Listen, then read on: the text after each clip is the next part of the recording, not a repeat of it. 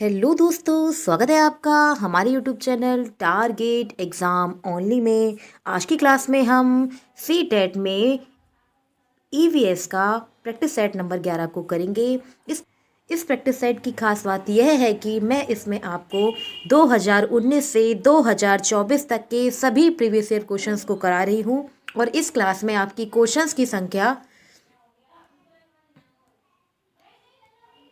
और इस क्लास से आपके 30 नंबर पक्के हो जाएंगे। ये आपकी 30 नंबर वाली क्लास है और इससे पहले मैंने आपको और क्लासेस करा दी हैं। 10 प्रैक्टिस सेट आपके हो चुके हैं। अगर आपने क्लास नहीं देखी है तो आप हमारे YouTube channel target exam only पर जाकर वहाँ सभी क्लासेस की मैंने प्लेलिस्ट बना दी है। आप प्लेलिस्ट के माध्यम से सभी क्लासेस को देख सकते हैं और इसमें मैं सभी PYQ करा रही हूँ, तो आप लोग ज़रूर जुड़ें और ज़्यादा से ज़्यादा बच्चों को इस क्लास में जोड़ें। अब हम क्लास को शुरू करते हैं। पहला क्वेश्चन क्या है? पहला क्वेश्चन है, दो भारतीय पक्षी वृक्ष या झाड़ी की डाली पर अपना घोंसला बनाते हैं। ये दो भारतीय पक्षी हैं। क्वेश्चन को एक बार फिर से देखते हैं। क्या दिया है कि दो भारतीय पक्षी, क्वेश्चन को एक बार फिर से देखते हैं कि दो भारतीय पक्षी वृक्ष या झाड़ी की डाली पर अपना लटकता हुआ घोंसला, कैसा लटकता हुआ घोंसला बनाते हैं। ये दो भारतीय पक्षी हैं। कौन कौन से हैं? तो ऑप्शन ए क्या है? शकरखोरा, दर्जन चिड़िया। ऑप्शन बी है बसंत गौरी, शकरखोरा। ऑप्शन सी है दर्जन चिड़िया और कलचिड़ी। और ऑप्शन डी क्या है? कलचिड़ी और बीवर पक्षी। तो इस क्वेश्चन का करेक्ट आंसर क्या होगा? करेक्ट आंसर बताइए कि वह पक्षी जो किसी झाड़ी की डाली पर लटकता हुआ घोंसला बनाता है, कौन सा पक्षी कहलाता है? तो इस क्वेश्चन का सही आंसर क्या होगा? तो क्वेश्चन नंबर 1 का करेक्ट आंसर हो जाएगा ऑप्शन नंबर ए, शकरखोरा और दर्जन चिड़िया। क्या है? शकरखोरा और दर्जन चिड़िया। ये ऑप्शन करेक्ट हो जाएगा। करेक्ट आंसर क्या हो जाएगा? क्वेश्चन नंबर 1 का करेक्ट आंसर हो जाएगा ऑप्शन नंबर ए। अब हम इसको चित्र के थ्रू देख लेते हैं कि कौन सी दर्जन चिड़िया होती है और कौन सी शकरखोरा होती है। तो शकरखोरा जो होती है वो कुछ इस प्रकार से होती है। यह झाड़ियों से अपना लटकता हुआ घोंसला बनाती है। ये क्या हो गई? ये हो गई शकरखोरा। क्या हो गई? शकरखोरा हो गई। ठीक है। और ये क्या है? ये है दर्जन चिड़िया। ये क्या है? दर्जन चिड़िया।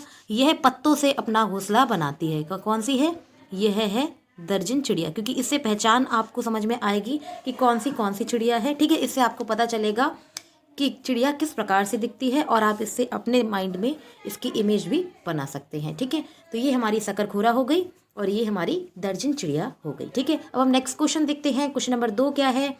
क्वेश्चन नंबर 2 है, अभिकथन एवं कारण को ध्यान से पढ़ें। क्वेश्चन क्या है? अभिकथन और कारण को ध्यान से पढ़ें। तो कथन क्या दे रखा है? कथन दे रखा है, हाथियों के झुंड में केवल हथनियां और बच्चे ही रहते हैं। हाथियों के झुंड में केवल हथनियां और बच्चे ही रहते हैं। तो ये करेक्ट हो जाएगा।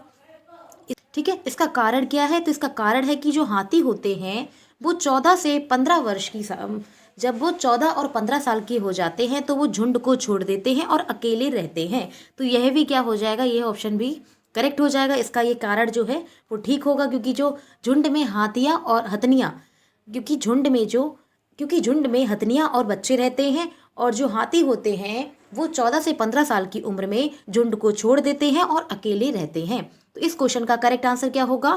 क्वेश्चन नंबर 2 का करेक्ट आंसर हो जाएगा ए और बी दोनों सही, यानी कि इसका कथन भी सही है और कारण भी सही है, यानी कि ऑप्शन नंबर डी दोनों अभिकथन तथा कारण सही हैं एवं कारण जो है वो अभिकथन की सही व्याख्या करता है। तो ऑप्शन डी करेक्ट हो जाएगा। अगला क्वेश्चन नंबर 3 क्या है? क्वेश्चन नंबर 3 है, एनीमिया के कारण बच्चे ठीक से बढ़ नहीं पाते और उनमें फुर्ती की कमी आ जाती है। कथन दूसरा क्या दे रखा है? कथन दूसरा दे रखा है, एनीमिया बच्चों को शारीरिक और दिमागी तंदुरुस्ती पर असर डालता है। इसमें हमें निम्नलिखित में से कौन सा सही इसका विकल्प है बताना है। क्वेश्चन को एक बार फिर से देखते हैं। कि जो एनीमिया है, एनीमिया के कारण बच्चे ठीक से बढ़ नहीं पाते हैं और उनमें फुर्ती की कमी होती है। दूसरा कथन क्या है? दूसरा कथन है, एनीमिया बच्चों की शारीरिक और दिमागी तंदुरुस्ती पर असर डालता है। तो इस क्वेश्चन का करेक्ट आंसर क्या होगा? आंसर बताइए। क्वेश्चन नंबर 3 का करेक्ट आंसर क्या होगा?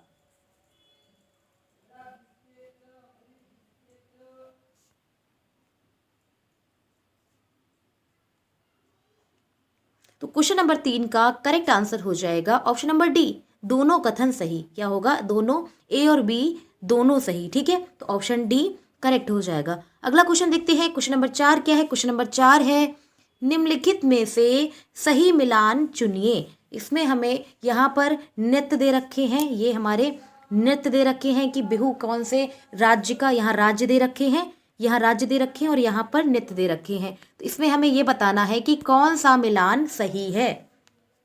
ऑप्शन ए है बिहू और असम, ऑप्शन बी है लावड़ी तमिलनाडु, ऑप्शन सी है भरतनाट्यम उड़ीसा और ऑप्शन डी क्या है? कथक कर्नाटक। इस क्वेश्चन का करेक्ट आंसर क्या होगा? ये तो आपको पता होगा, स्टैटिक जीके का क्वेश्चन है। तो इस क्वेश्चन का करेक्ट आंसर हो जाएगा ऑप्शन नंबर ए। बिहू कहाँ का है? असम का एक नृत्य है। क्या है? नाच कहाँ का है? ये बिहू का है। जबकि लावड़ी कहाँ का है? लावड़ी है महाराष्ट्र का। लावड़ी कहाँ का है? तो लावड़ी नृत्य जो होता है वो महाराष्ट्र में होता है। भरतनाट्यम तमिलनाडु में। भरतनाट्यम कहाँ है? तमिलनाडु में। ठीक है, और कथक कहाँ है? कथक है उत्तर भारत में। जैसे कि उत्तर भारत में क्या क्या आ जाता है? उत्तर प्रदेश है, बिहार है, तो यहाँ पर क्या होते हैं? कथक डांस होता है। तो इस क्वेश्चन का करेक्ट आंसर हो जाएगा option number A. Next question देखते हैं। क्वेश्चन नंबर 5 क्या है? क्वेश्चन नंबर 5 है पर्यावरण अध्ययन की बाल केंद्रित कक्षा में निम्नलिखित में से कौन सी क्रिया सबसे कम दिखाई देगी? क्वेश्चन को एक बार फिर से देखते हैं कि पर्यावरण अध्ययन की बाल केंद्रित कक्षा में निम्नलिखित में से कौन सी क्रिया सबसे कम होती दिखाई देगी? तो ऑप्शन ए क्या है? ऑप्शन ए है बच्चों की गतिविधि के अनुसार बैठने की व्यवस्था में परिवर्तन होता दिखाई देगा। ऑप्शन बी है बच्चे कक्षा में चर्चा करते हुए अपने अनुभव को बांटते हुए दिखाई देंगे। ऑप्शन सी है बच्चे कक्षा में शिक्षक को सुनते हुए दिखाई देंगे और ऑप्शन डी है बच्चे तरह तरह की गतिविधियों से क्रियाशील होकर कार्य करते हुए दिखाई देंगे। तो इस क्वेश्चन में हमें करेक्ट आंसर क्या बताना है कि बाल केंद्रित जो कक्षा होती है उसमें बच्चा किस में कम एक्टिव होगा? किस में कम एक्टिव होगा? क्वेश्चन का करेक्ट आंसर बताइए। थर्ड क्वेश्चन का करेक्ट आंसर क्या होगा? आंसर बताइए।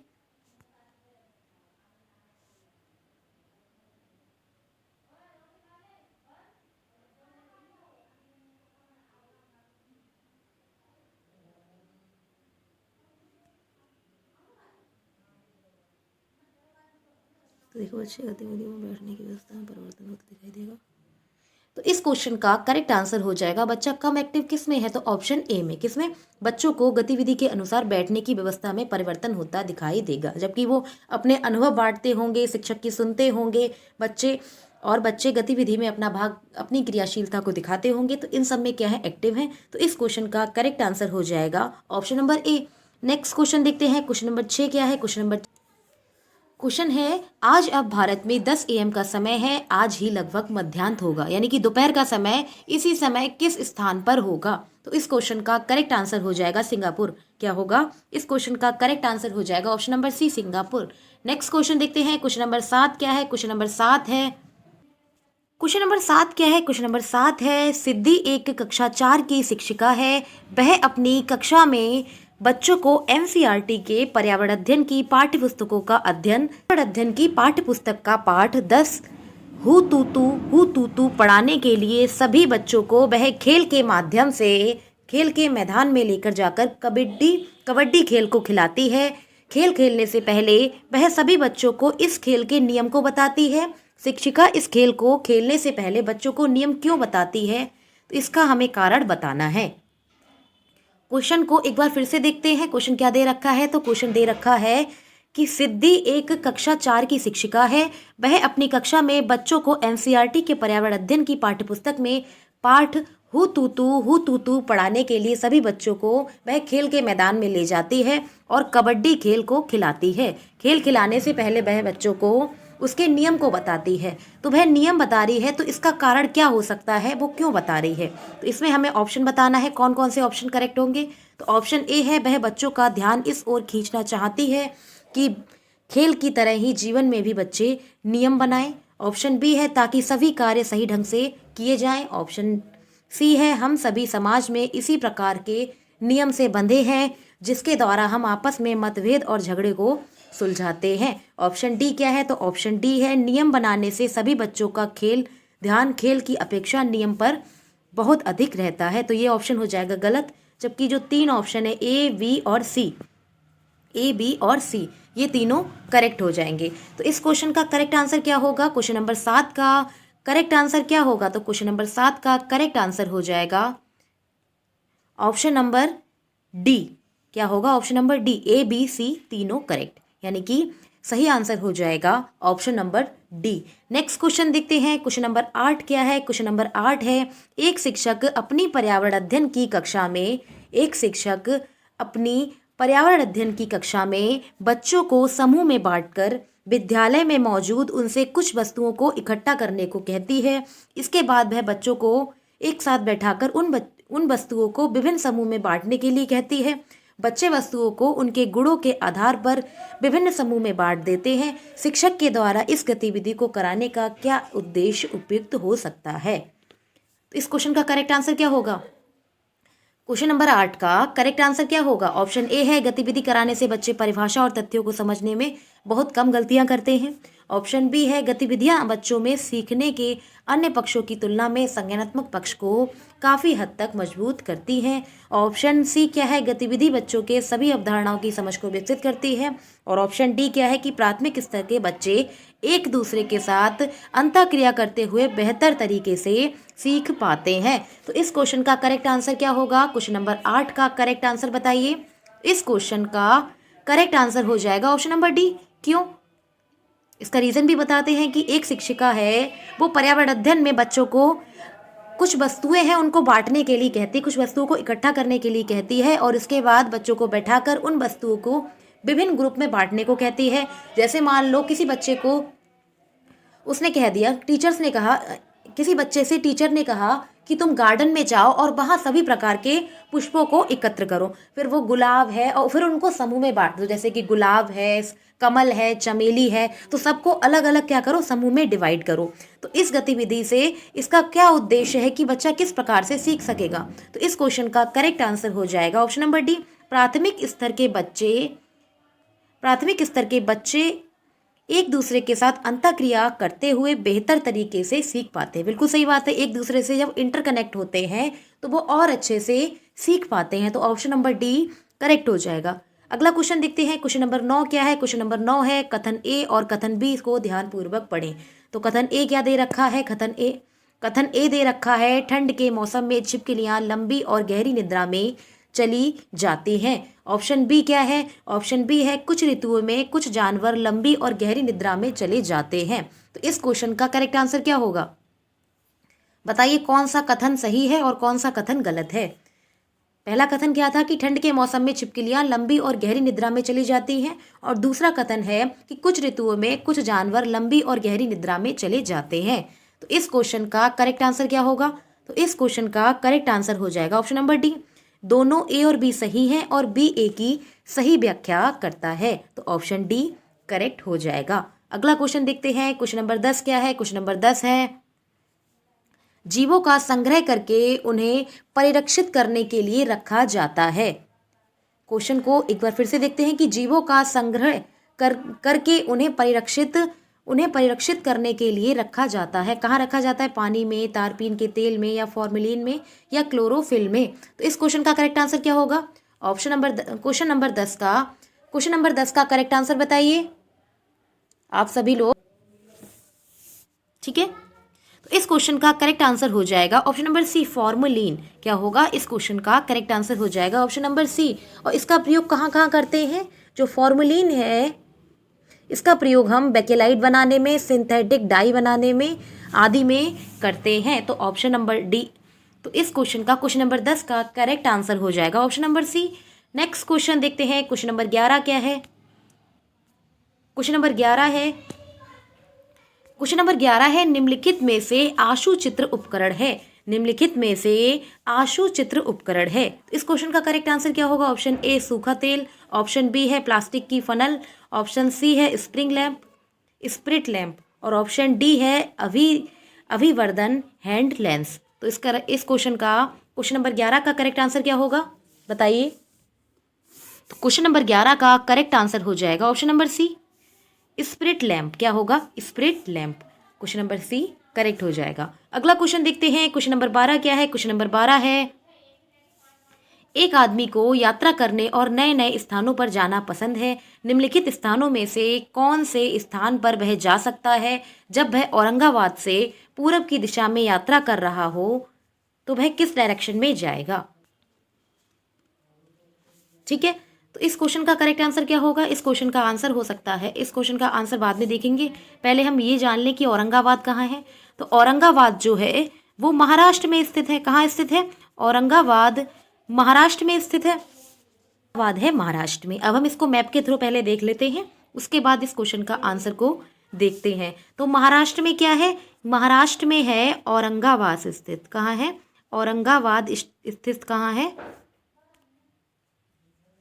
ठीक है, तो महाराष्ट्र में क्या है? महाराष्ट्र में स्थित है औरंगाबाद। क्या स्थित है? औरंगाबाद। ठीक है, औरंगाबाद स्थित है महाराष्ट्र में। और पूछा गया है तो इसके पूरब में मैंने आपको डायरेक्शन जब बताया था इस प्रकार से बताया था कि इधर पूरब होगा, इधर पश्चिम होगा, इधर उत्तर होगा और इधर क्या होगा? दक्षिण होगा। तो क्वेश्चन में कहा गया है कि महाराष्ट्र के पूरब में कौन सा राज्य है, और वहां पर ऑप्शन क्या दे रखे हैं? ऑप्शन दे रखे हैं सिकंदरा का किला, ऑप्शन बी है चिल्का झील, ऑप्शन सी है येरकोड और ऑप्शन डी क्या है? मुन्नार। क्या होगा? ऑप्शन डी क्या है? मुन्नार। तो इस क्वेश्चन का करेक्ट आंसर क्या होगा? अब हम पहले मैप की ओर देखते हैं फिर इसका आंसर देते हैं। ठीक है, तो इस क्वेश्चन का करेक्ट आंसर क्या होगा? यहाँ पर है उड़ीसा। उड़ीसा में क्या स्थित है? उड़ीसा में ही स्थित है चिल्का झील। यहाँ क्या स्थित है? तो यहाँ स्थित है उड़ीसा। उड़ीसा में चिल्का झील स्थित है। क्या स्थित है? चिल्का झील स्थित है। तो इस क्वेश्चन का करेक्ट आंसर क्या हो जाएगा? तो इस क्वेश्चन का करेक्ट आंसर हो जाएगा ऑप्शन नंबर बी। क्या हो? क्वेश्चन का करेक्ट आंसर क्या हो जाएगा? Option number B. अब हम नेक्स्ट क्वेश्चन देखते हैं। क्वेश्चन नंबर 13 क्या है? क्वेश्चन नंबर 13 है, गणगौर का त्योहार मनाया जाता है। क्वेश्चन को एक बार फिर से देखते हैं कि गणगौर का त्योहार कब मनाया जाता है। इस क्वेश्चन का करेक्ट आंसर क्या होगा? इस क्वेश्चन का करेक्ट आंसर हो जाएगा गणगौर चैत शुक्ल की तीज को मनाया जाता है।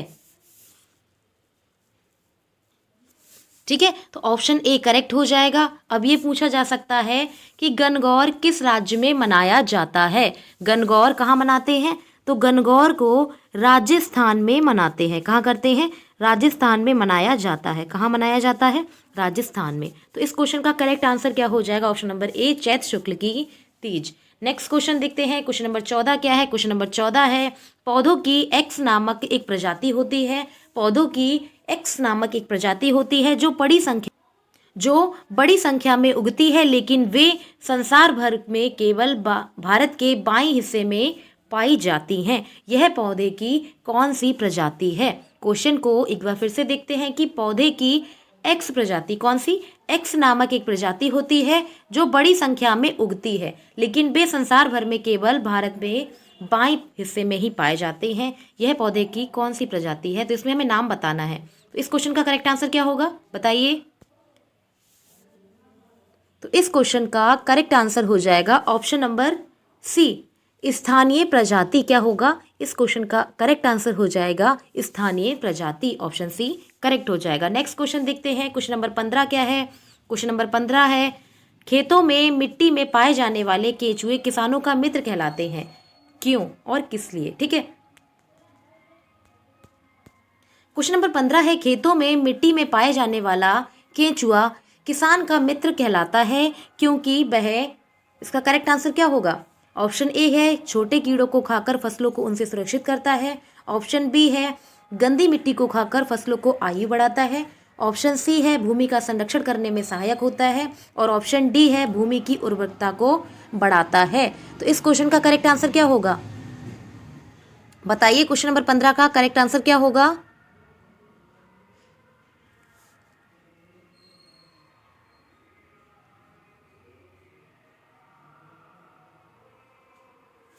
तो इस क्वेश्चन का करेक्ट आंसर क्या होगा? ठीक है, तो इस क्वेश्चन का करेक्ट आंसर हो जाएगा ऑप्शन नंबर डी। क्या होगा? ऑप्शन नंबर डी करेक्ट हो जाएगा। ये भूमि की उर्वरकता को बढ़ाता है, तो ऑप्शन डी करेक्ट हो जाएगा। नेक्स्ट क्वेश्चन देखते हैं। क्वेश्चन नंबर 16 क्या है? क्वेश्चन नंबर 16 है, राम का साथी उसे विटामिन सी की जानकारी देते हुए 4 तथ्यों को बताता है। आप इसके करेक्ट आंसर बताइए। ठीक है, इस क्वेश्चन का करेक्ट आंसर क्या होगा कि राम अपने साथी को विटामिन सी की जानकारी देते हुए 4 तथ्यों को बताता है। इसमें करेक्ट आंसर क्या होगा? ऑप्शन ए है। ऑप्शन ए क्या दे रखा है कि यह नींबू, संतरे और आंवलों में भरपूर पाया जाता है। ये बिल्कुल सही बात है, विटामिन सी नींबू, संतरा और आंवले में पाया जाता है। ऑप्शन बी है, इसकी कमी से रतौंधी नामक रोग हो जाता है। तो ये गलत हो जाएगा। रतौंधी किससे होता है? रतौंधी होता है विटामिन ए की कमी से। नेक्स्ट क्या है? नेक्स्ट ऑप्शन 3 है, यह शरीर की, ऑप्शन सी है, यह शरीर को संक्रमण से लड़ने की शक्ति को प्रदान करता है। यह भी सही हो जाएगा। ठीक है, और फोर्थ क्या है? यह दांतों और मसूड़ों को सुरक्षित करने में भी सहायता प्रदान करता है। तो इसमें कौन कौन से ऑप्शन सही हैं? तो इस क्वेश्चन का, ठीक है, ये भी हमारा करेक्ट हो जाएगा। तो इस क्वेश्चन का करेक्ट आंसर क्या होगा?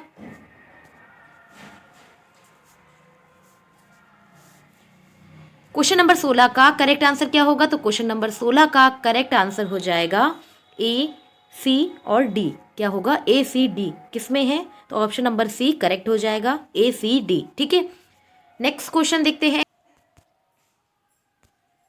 क्वेश्चन नंबर 17 क्या है? क्वेश्चन नंबर 17 है, आवासों के संबंध में निम्न कथनों पर अध्ययन करें। ऑप्शन ए है, किसी पर्यावास में किसी प्रजाति के आवास भिन्न भिन्न होते हैं।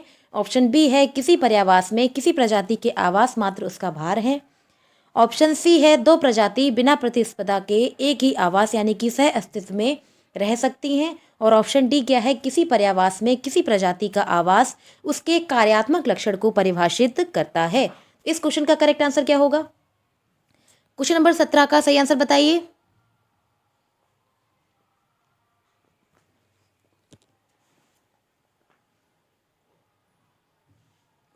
तो क्वेश्चन नंबर 17 का सही आंसर क्या होगा? ऑप्शन हमारा ए करेक्ट हो जाएगा, किसी पर्यावरण में, ऑप्शन ए करेक्ट हो जाएगा, किसी पर्यावास में किसी प्रजाति के आवास भिन्न भिन्न होते हैं। बिल्कुल करेक्ट है। किसी पर्यावास में किसी प्रजाति का आवास मात्र उसका भार होता है। ये गलत होगा।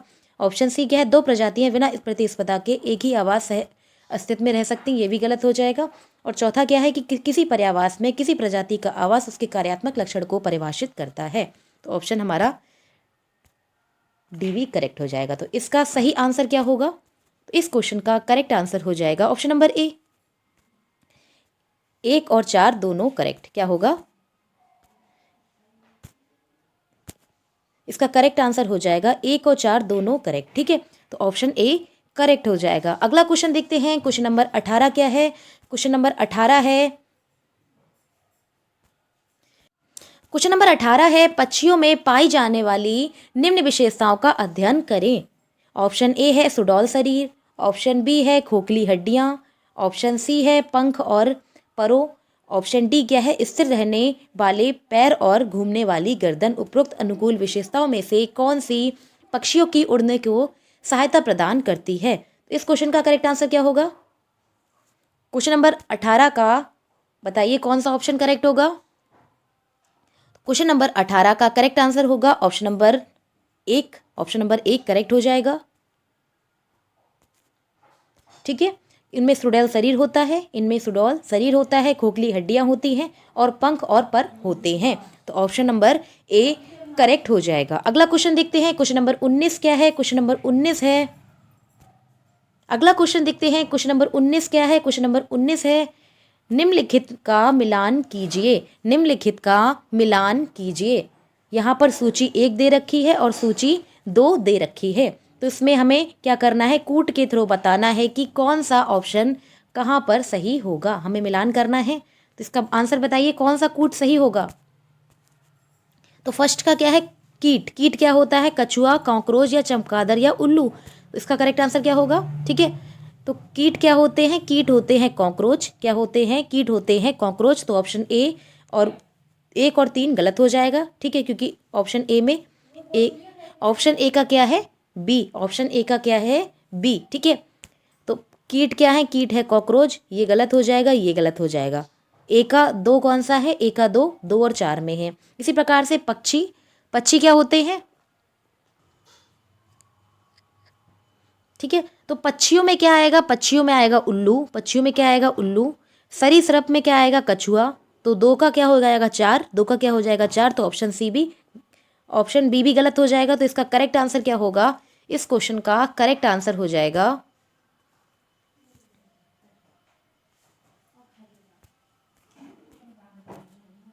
तो इस क्वेश्चन का करेक्ट आंसर हो जाएगा ऑप्शन नंबर डी। तो इस क्वेश्चन का करेक्ट आंसर हो जाएगा ऑप्शन नंबर डी। पहले का हो जाएगा दूसरा, पहले का दूसरा यानी कि कॉकरोच, दूसरे का हो जाएगा उल्लू यानी कि चौथा ऑप्शन, और तीसरे का सरीसृप यानी कछुआ, और चौथे का क्या हो जाएगा स्तनधारी क्या होता है, कॉकरोच होता है। तो ऑप्शन डी करेक्ट हो जाएगा। अगला क्वेश्चन देखते हैं। क्वेश्चन नंबर 20 क्या है, क्वेश्चन नंबर 20 है, यदि आप भारत के मानचित्र में कोई सरल रेखा खींचें जो भारत की राजधानी क्या है, भारत की राजधानी है दिल्ली, भारत की राजधानी दिल्ली और पश्चिम बंगाल की राजधानी को मिलाती है। तो पश्चिम बंगाल की राजधानी क्या है, कोलकाता, क्या है पश्चिम बंगाल की राजधानी क्या है, कोलकाता, को मिलाती है। तो नई दिल्ली के सापेक्ष कोलकाता की स्थिति होगी, नई दिल्ली के सापेक्ष कोलकाता की दिशा होगी। तो इसको हम मैप के थ्रू देखते हैं, इस क्वेश्चन को मैप के थ्रू देखते हैं। क्वेश्चन में क्या दिया था कि जो नई दिल्ली है, नई दिल्ली के सापेक्ष, क्वेश्चन में दिया था भारत की राजधानी क्या है, दिल्ली, दिल्ली के सापेक्ष कोलकाता की हमें दिशा बतानी है। तो मैंने आपको मैप बताया है, इसके राइट हैंड पे पूरब है, यहाँ पश्चिम है, यहाँ उत्तर है, और यहाँ क्या है दक्षिण है। ठीक है, तो हमें क्या करना है, एक सरल रेखा को खींचना है जो भारत की राजधानी से पश्चिम बंगाल की ओर को मिलाती है। तो इसमें हम एक सरल रेखा को खींच लेते हैं। इसमें हमें पश्चिम बंगाल की ओर एक सरल रेखा को खींच लेना है कुछ इस प्रकार से। यहाँ पर हम क्या करेंगे, दिल्ली से एक मैप को बनाएंगे, दिल्ली से एक मैप को बनाएंगे।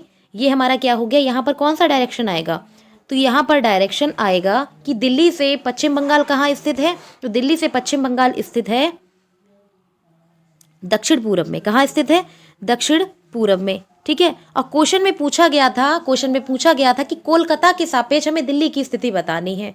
तो ये हमारा क्या हो गया, यहाँ पर कोलकाता हो गया, और यहाँ पर हमें बताना है, यानी कि हमें क्वेश्चन में दिया था कि कोलकाता के सापेक्ष, किसके, कोलकाता के सापेक्ष दिल्ली की स्थिति। तो ये क्या हो जाएगा, यहाँ पर हो जाएगा उत्तर,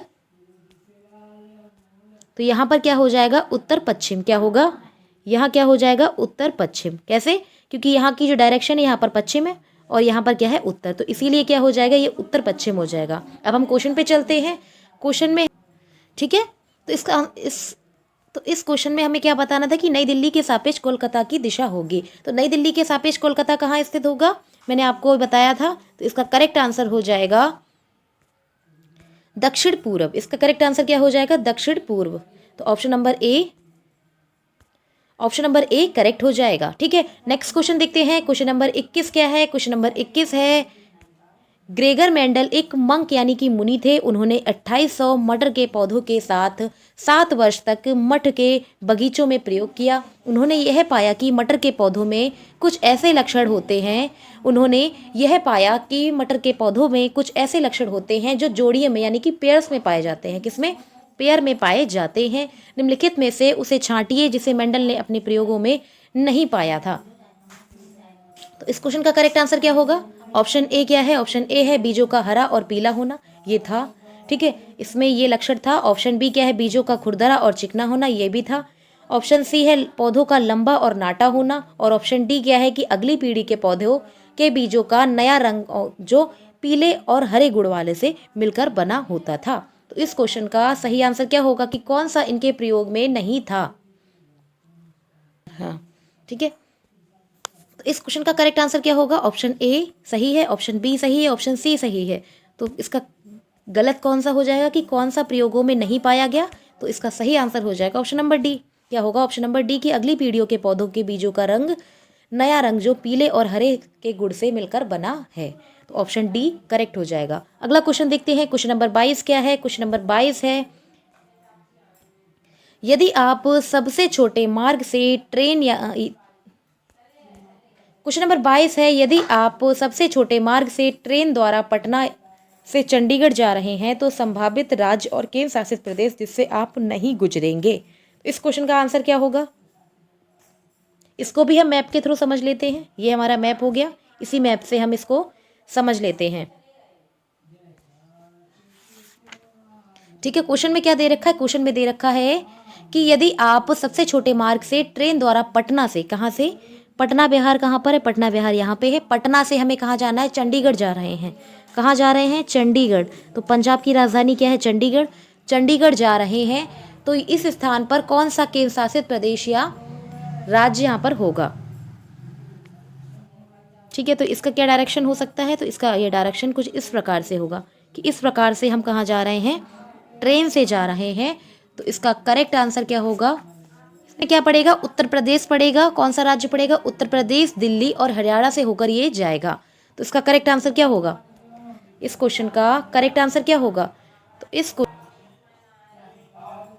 ठीक है, तो इस क्वेश्चन का करेक्ट आंसर क्या होगा, मैंने आपको क्या बताया, इसमें क्या क्या पड़ेगा, उत्तर प्रदेश पड़ेगा, दिल्ली पड़ेगा और हरियाणा पड़ेगा। अब कौन सा ऑप्शन नहीं है, तो हरियाणा हो गया, उत्तर प्रदेश हो गया और दिल्ली हो गया। तो इस क्वेश्चन का करेक्ट आंसर हो जाएगा ऑप्शन नंबर सी, पंजाब। क्या होगा,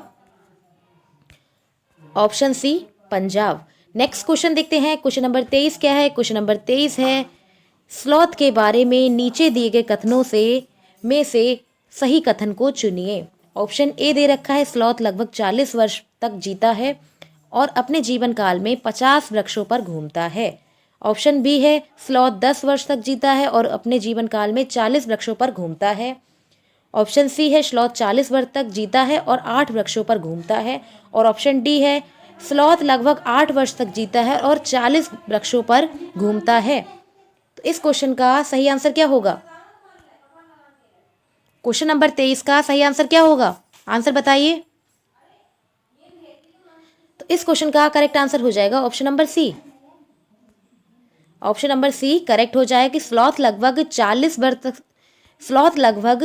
वर्ष तक जीता है और वह 8 वृक्षों पर घूमने की तकलीफ को उठाता है। तो ऑप्शन सी करेक्ट हो जाएगा। अगला क्वेश्चन देखते हैं,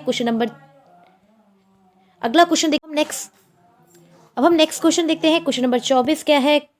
नेक्स्ट क्वेश्चन देखते हैं, क्वेश्चन नंबर 24 क्या है। क्वेश्चन नंबर 24 है, पर्यावरण अध्ययन शिक्षा का अर्थ है। पर्यावरण अध्ययन शिक्षा का क्या अर्थ है, इसका करेक्ट आंसर क्या होगा। ऑप्शन ए है, पर्यावरण से संबंध जानकारी और कुशलता को विकसित करना। ऑप्शन बी है, पर्यावरण प्रदूषण को रोकना। ऑप्शन सी है, पर्यावरण के संकट को पहचानना। और ऑप्शन डी क्या है, पर्यावरण तकनीक का विकास करना। तो इस क्वेश्चन का करेक्ट आंसर क्या होगा, क्वेश्चन नंबर 24 का करेक्ट आंसर बताइए। तो क्वेश्चन नंबर 24 का करेक्ट आंसर हो जाएगा ऑप्शन नंबर ए, पर्यावरण के संबंध में जानकारी एवं कुशलता को विकसित करना। ऑप्शन ए करेक्ट हो जाएगा। अगला क्वेश्चन देखते हैं, क्वेश्चन नंबर 29 क्या है। अगला क्वेश्चन देखते हैं, क्वेश्चन नंबर 25 क्या है। क्वेश्चन नंबर 25 है, दोपहर के भोजन अवकाश के बाद पर्यावरण अध्ययन पढ़ाते समय आप यह पाते हैं कि बच्चे पाठ में रुचि नहीं ले रहे हैं, तो आपको क्या करना चाहिए।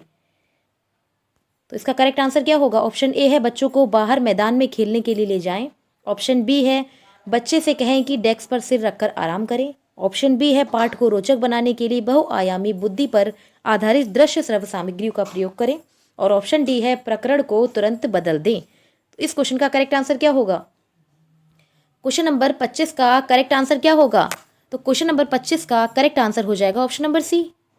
पाठ को रोचक बनाने के लिए क्या करना चाहिए, पाठ को रोचक बनाने के लिए बहुआयामी बुद्धि पर आधारित दृश्य और श्रव्य सामग्रियों का प्रयोग करना चाहिए, जिससे बच्चे क्या करें, जिससे बच्चे उसमें रुचि ले। नेक्स्ट क्वेश्चन देखते हैं, क्वेश्चन नंबर 26 क्या है। क्वेश्चन नंबर 26 है, क्वेश्चन नंबर 26 है, एक विद्यालय ने राजस्थान के लिए कक्षा 5 के बच्चों के शैक्षिक भ्रमण की योजना बनाई। भ्रमण के दौरान बच्चों से आपकी क्या अपेक्षाएं रहेंगी। तो क्वेश्चन नंबर 26 का करेक्ट आंसर क्या होगा। ऑप्शन नंबर ए है, यदि उनके कोई प्रश्न हो तो उन्हें दर्ज कर लेना चाहिए और घर पहुंचने के बाद अभिभावकों से उन्हें पूछना चाहिए। ऑप्शन बी है, चीज़ों के बारे में बिना कोई प्रश्न पूछे सभी का अवलोकन करना चाहिए। ऑप्शन सी है, उन्हें आनंद उठाना चाहिए।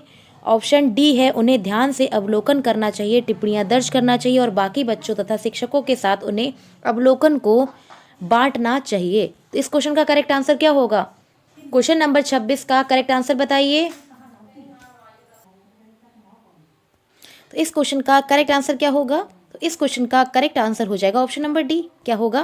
करेक्ट आंसर होगा ऑप्शन नंबर डी कि उन्हें ध्यान से अवलोकन करना चाहिए, टिप्पणियां दर्ज करानी चाहिए और बाकी बच्चों तथा शिक्षक के साथ उन्हें अवलोकन को बांटना चाहिए। तो ऑप्शन डी करेक्ट हो जाएगा। अगला क्वेश्चन देखते हैं। क्वेश्चन नंबर 27 क्या है? क्वेश्चन नंबर 27 है पर्यावरण अध्ययन।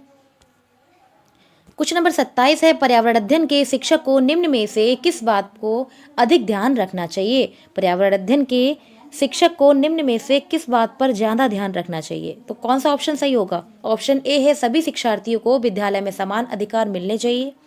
ऑप्शन बी है सभी शिक्षार्थियों को शिक्षा के अलावा किसी और ध्यान नहीं देना चाहिए। ऑप्शन सी है शिक्षार्थियों को अपने बाह्य व्यक्तित्व पर ध्यान नहीं देना चाहिए। और ऑप्शन डी क्या है? शिक्षकों को अपने बाह्य व्यक्तित्व पर ध्यान नहीं देना चाहिए। तो इस क्वेश्चन का करेक्ट आंसर क्या होगा? क्वेश्चन नंबर 27 का करेक्ट आंसर बताइए। क्वेश्चन का करेक्ट आंसर हो जाएगा कि जो पर्यावरण की शिक्षक है उसको यह ध्यान देना चाहिए कि शिक्षार्थी अपने बाह्य व्यक्तित्व पर ध्यान नहीं देना चाहिए, बच्चे को अपने बाह्य व्यक्तित्व पर ध्यान नहीं देना चाहिए। तो ऑप्शन नंबर सी करेक्ट हो जाएगा। अगला क्वेश्चन देखते हैं। क्वेश्चन नंबर 28 क्या है? क्वेश्चन नंबर 28 है पर्यावरण अध्ययन की कक्षा में सरल प्रयोग और निर्देशन दिए जा सकते हैं। क्वेश्चन 28 क्या है कि पर्यावरण अध्ययन की कक्षा में सरल प्रयोग और निर्देशन किए जा सकते हैं। तो इसका करेक्ट आंसर क्या होगा? ऑप्शन ए है कक्षा में अनुशासन को सुनिश्चित करने हेतु बच्चों को नियंत्रित करने के लिए। ऑप्शन बी है बच्चों को सीखने सिखाने के योग्य बनाने और अवलोकन कौशल को विकसित करने के लिए। ऑप्शन सी है उच्च कक्षाओं में क्या किया जाता है उनका अनुकरण करने के लिए। और ऑप्शन डी क्या है? ऑप्शन डी है बच्चों द्वारा पूछे गए प्रश्नों पर आधारित विचारों पर चर्चा करने, अवलोकन को दर्ज करने तथा विश्लेषण करने के लिए। इस क्वेश्चन का करेक्ट आंसर क्या होगा? क्वेश्चन नंबर 28 का करेक्ट आंसर बताइए। तो इस क्वेश्चन का करेक्ट आंसर क्या होगा? तो इस क्वेश्चन का करेक्ट आंसर हो जाएगा ऑप्शन नंबर ए बच्चों को स्वयं सीखने के योग्य बनाने और अवलोकन कौशल को विकसित करने के लिए निर्देशन और सरल प्रयोग करने चाहिए। ऑप्शन बी करेक्ट हो जाएगा। अगला क्वेश्चन देखते हैं। क्वेश्चन नंबर 29 क्या है? क्वेश्चन नंबर 29 है प्राथमिक स्तर पर आकलन में शामिल होना चाहिए। तो प्राथमिक स्तर पर आकलन में क्या क्या शामिल होना चाहिए? इसका करेक्ट आंसर क्या होगा? तो ऑप्शन ए है छोटे बच्चों को उत्तीर्ण और अनुत्तीर्ण की श्रेणी के अंतर्गत आंकने के लिए प्रत्येक सप्ताह गृह कार्य और कक्षा कार्य देना चाहिए। ऑप्शन बी है शिक्षक द्वारा सतत और असंरचनात्मक तरीके से किए गए अवलोकन को बच्चों और अभिभावकों में बांटना चाहिए। ऑप्शन सी है प्रत्येक सप्ताह औपचारिक परीक्षाएं और खेल और उन्हें प्रगति पत्र दर्ज करना चाहिए। और ऑप्शन डी है अर्धवार्षिक और वर्ष के अंत में वार्षिक परीक्षाओं को कराना चाहिए। तो इस क्वेश्चन का करेक्ट आंसर क्या होगा? क्वेश्चन नंबर 29 का करेक्ट आंसर क्या होगा? तो क्वेश्चन नंबर 29 का करेक्ट आंसर हो जाएगा। तो इस क्वेश्चन का करेक्ट आंसर क्या होगा? तो ऑप्शन नंबर बी करेक्ट हो जाएगा कि ऑप्शन बी करेक्ट हो जाएगा कि शिक्षक द्वारा सतत और असंरचनात्मक तरीके से किए गए अवलोकन को बच्चों और अभिभावकों में के साथ बांटना। ऑप्शन बी करेक्ट हो जाएगा। अगला क्वेश्चन देखते हैं। क्वेश्चन नंबर 30 क्या है? क्वेश्चन नंबर 30 है एक दूसरे देश का विद्यार्थी आपकी कक्षा में जहां प्रायः सभी स्थानीय विद्यार्थी हैं शामिल है। आप विभिन्न संस्कृतियों की प्रथाओं पर चर्चा करने के लिए इस अवसर का प्रयोग करना चाहेंगे। यह महत्वपूर्ण लास्ट क्वेश्चन हमारा 30 है। ठीक है, यह लास्ट क्वेश्चन है। इसका आंसर क्या होगा? ऑप्शन ए क्या है? ऑप्शन ए है विद्यार्थियों से बातचीत करने और ऑप्शन ए क्या है? ऑप्शन ए है विद्यार्थियों में बातचीत करने और पारस्परिक मेल जोल को बढ़ावा देने के लिए। ऑप्शन बी है पक्षपात और सदियों को कम करने और विविधताओं को महत्व देने के लिए। ऑप्शन सी है अन्य संस्कृतियों के प्रति अपने दृष्टिकोण को अभिव्यक्त करने के लिए। और ऑप्शन डी क्या है? समझने के लिए कि अन्य संस्कृतियों की किस प्रकार अपनी खुद की संस्कृति की तुलना बहुत बेहतर है। इस क्वेश्चन का करेक्ट आंसर क्या होगा? क्वेश्चन नंबर 30 का करेक्ट आंसर क्या होगा? क्वेश्चन नंबर 30 का करेक्ट आंसर क्या होगा? क्वेश्चन नंबर 30 का करेक्ट आंसर हो जाएगा ऑप्शन नंबर बी। क्या होगा? ऑप्शन नंबर बी करेक्ट हो जाएगा। पक्षपात और सदियों को कम करने और विविधताओं को महत्व देने के लिए उन्हें अवसर प्रदान करने चाहिए। तो ऑप्शन बी करेक्ट हो जाएगा। तो आज की क्लास को हम यहीं ख़त्म करते हैं। आज की क्लास ख़त्म करते हैं। आज की क्लास में हमने सी टेट ईवीएस का, आज की क्लास में हमारा सी टेट ईवीएस का प्रैक्टिस सेट नंबर 11 था। इससे पहले कि मैंने 10 तक आपके प्रीवियस ईयर पेपर करा दिए हैं। अगर आपने क्लासेस नहीं देखी हैं तो आप हमारे YouTube channel target exam only पर जाकर वहाँ सभी क्लासेस को देख सकते हैं। उसकी मैंने प्लेलिस्ट बना दी है, आप उसको देख सकते हैं। और क्लास अच्छी लगे तो लाइक शेयर सब्सक्राइब करें, और आपको कोई भी सजेशन देना है तो कमेंट बॉक्स में कमेंट भी कर सकते हैं। Thank you.